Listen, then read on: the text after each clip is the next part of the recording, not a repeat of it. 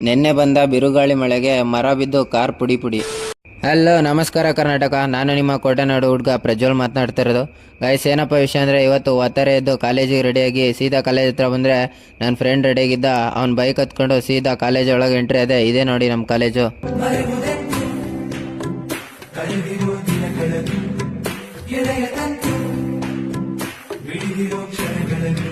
ಅಲ್ಲಿಂದ ಡೈರೆಕ್ಟಾಗಿ class room ಹತ್ರ ಹೋದ್ವಿ. ಆಲ್ರೆಡಿ 10 ನಿಮಿಷ ಲೇಟ್ ಆಗಿತ್ತು.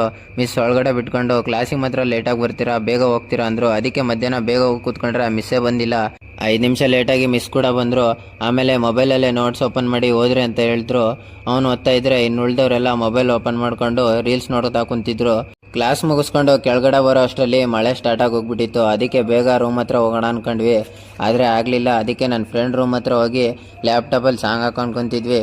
ಮಳೆ ಬಿಟ್ಟ ಮೇಲೆ ಅಲ್ಲಿಂದ ಹೊರಟು ಬಸ್ ಹತ್ಕೊಂಡ್ಬಂದರೆ ತುಮಕೂರು ಗೌರ್ಮೆಂಟ್ ಹಾಸ್ಪಿಟ್ಲ್ ಹತ್ರ ಮಳೆ ಗಾಳಿ